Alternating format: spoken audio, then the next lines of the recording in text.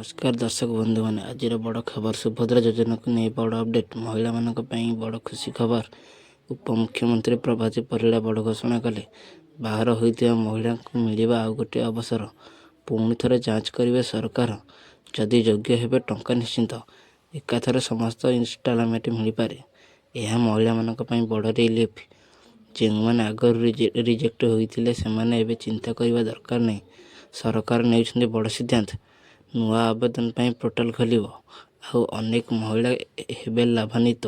सुभद्रा योजना एवं आउ थे जोरदार प्रति वर्ष मिल 10,000 दुईथर टंका दि जाऊँगी। राखी पूर्णिम 5,000 महिला दिवस 5,000 यह सरकार बड़ सहायता।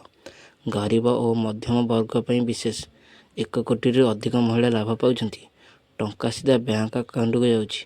डीबीटी माध्यम पेमेंट मध्य कई दलाल नहीं सफा और सुरक्षित प्रक्रिया। यह महिला मान आत्मनिर्भर करुच्ची घर चलाइबार सहयोग छोट छोट खर्चर सहायता किए यार लाभ नहीं पारे। बयस 21 ରୁ 60 वर्ष ओडिशा निवासी हेबा दरकार। वार्षिक आय 2.5 लाख रु कम सरकारी कर्मचारी नुहे इनकम टैक्स प्लेयर नुहे। यही नियम अनुसार मिल टंका जदि भूल तथ्य देवे से बाहर कर 80,000 रु अधिक लोक ऑलरेडी बाहर।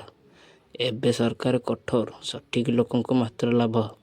आवेदन पूर्व जांच जरूरी आधार लिंक हेबा दरकार बैंक अकाउंट सठिक हेबा दरकार KYC करने आवश्यक नहले टंका आसब नहीं। यह नहीं सरकार सतर्क करिछि समस्त सचेतन रुहतु। भूल खबर भरोसा करंतु नहीं।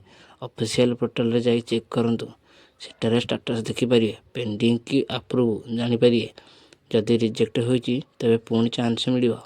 यह सरकार नुआ सिद्धांत महिला मान बहुत बड़ खुशी। ग्रामांचल विशेष लाभ अनेक परिवार लाभान्वित अर्थनीति में सहायता।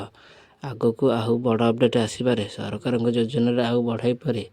लोक मैंने बहुत खुशी समस्त आशा रखिंट यही योजना आउ जोरदार हेब। आपण मन चेक करूँ निज स्टेटस जानतु एवं लाभ नियंतु। यह आज बड़ खबर।